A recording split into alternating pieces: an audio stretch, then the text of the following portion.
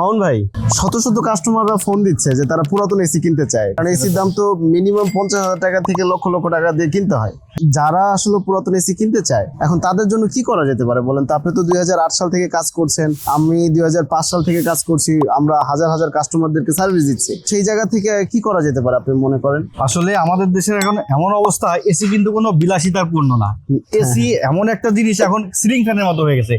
কিন্তু নতুন এসি যেই পরিমাণে দাম, সবাই চায় যে একটু ভালো মানের পুরাতন এসি, কিন্তু সবাই তো জানে না যে কোন এসিটা ভালো কোন এসিটা খারাপ। তো আমরা কি এটা করতে পারি যে একটা ভিডিওর মাধ্যমে সবাইকে জানিয়ে দিতে পারি, ভালো মন্দ বিষয় নিয়ে করে জাস্ট জানিয়ে দিলাম আমরা ভিডিওর মাধ্যমে? মানে খুবই ভালো একটা পরামর্শ দিচ্ছেন যে আমরা যদি কয়েকটা টপিক নিয়ে কথা বলে সবাইকে জানাই দিই যে না এই এসিটা এইভাবে দেখে কিনবেন, তাহলে খুব ভালো হয় আমার মনে হয়। তো চলেন তো আমরা ভিডিওটা বানায় ফেলি দ্রুত। তো চলেন।